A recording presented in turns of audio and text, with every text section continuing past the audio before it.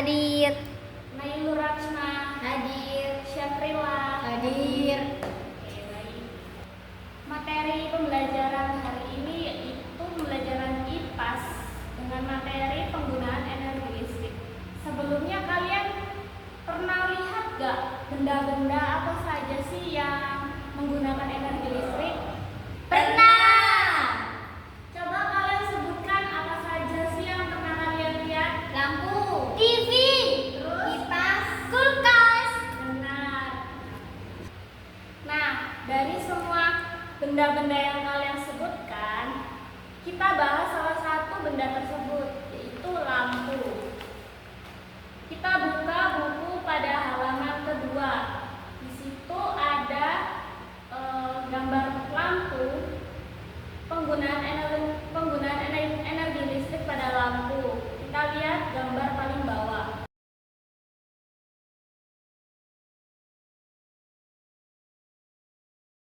Nah, di situ kan terdapat energi listrik, kemudian disalurkan ke rumah-rumah, dan lampu salah satunya adalah lampu bisa menyala di situ.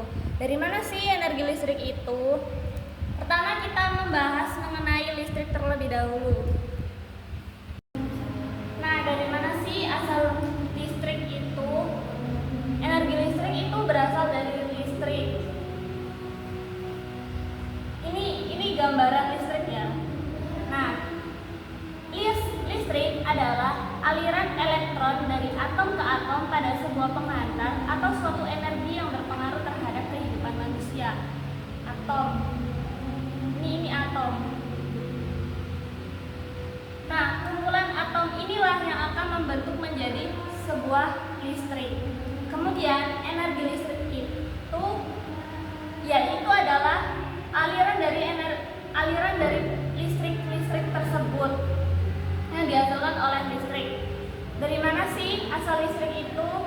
Listrik bisa berasal dari PLTA, pembangkit listrik tenaga air, PLTU, pembangkit listrik tenaga uap, dan PLTS, tenaga surya. Ada yang tahu nggak di sini tenaga surya itu apa? Enggak. Siapa yang tahu? Saya tahu, Bu Guru. Coba Nailur, apa PLTS itu?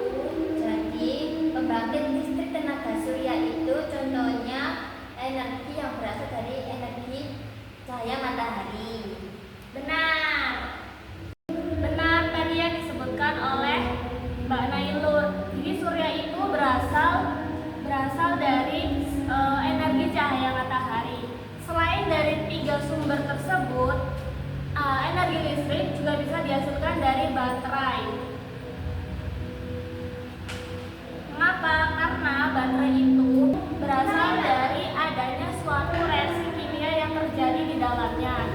Nah, sekarang kita buka pada halaman ketiga.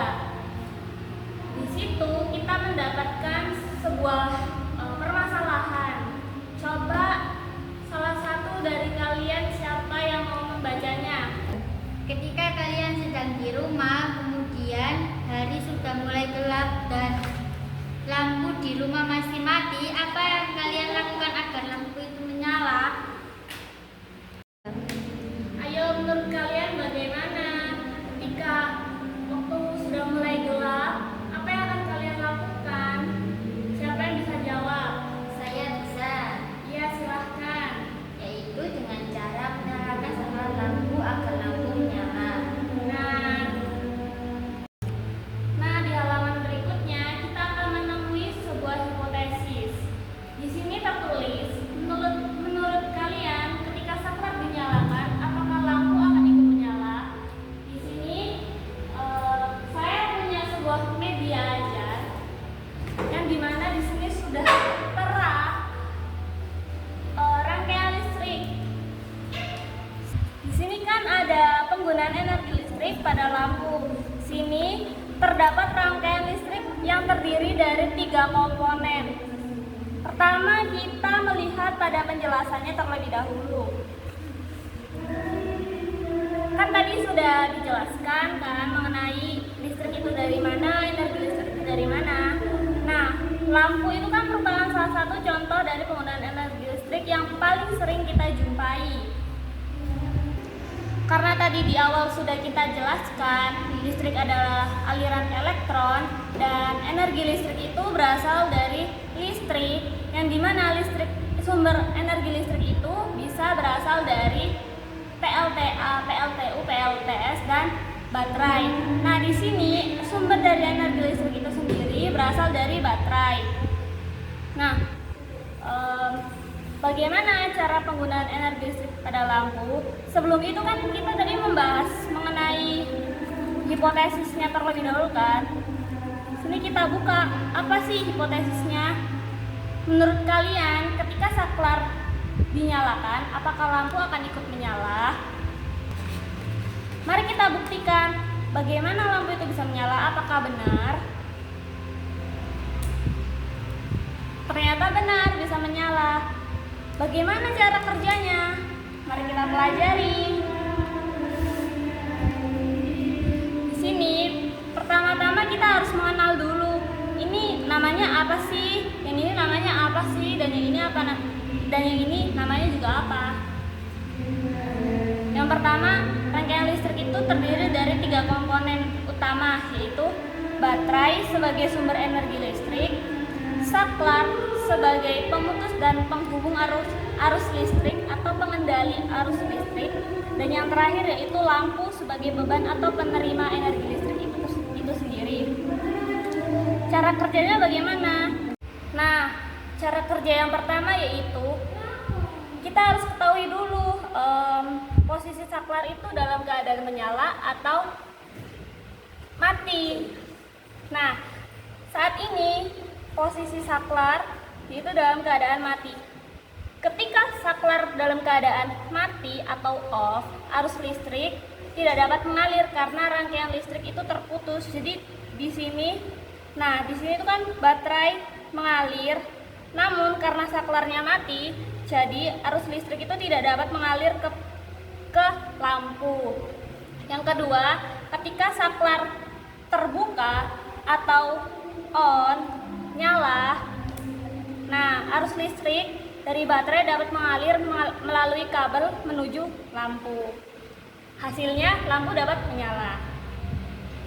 Arus listrik pun masuk ke dalam lampu dan menyebabkan filamen yang di dalam lampu memanas dan memancarkan cahaya. Kesimpulannya, mari kita lihat seperti apa kesimpulannya. Kesimpulannya dari hipotesis tadi yang ketika saklar dinyalakan, apakah lampu akan ikut menyala? Ternyata benar.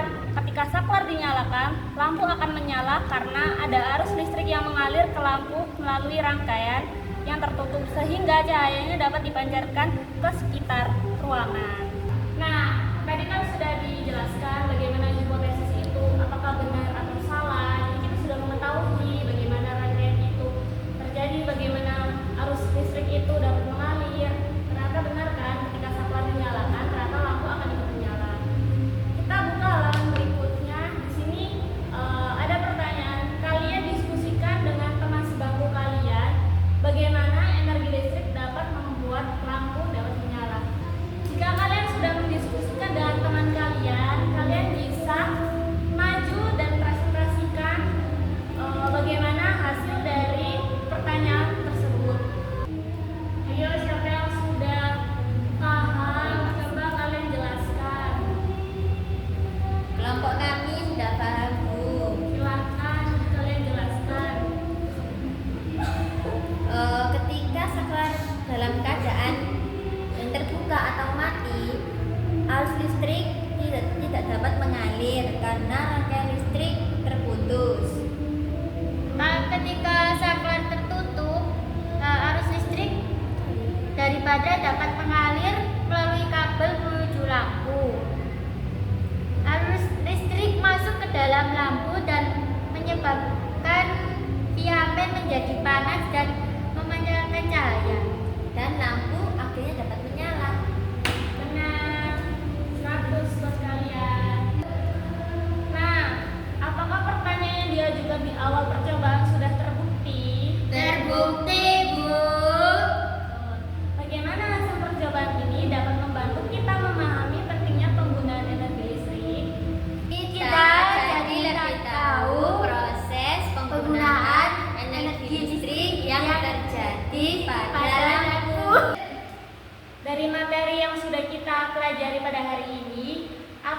tidak kalian pahami?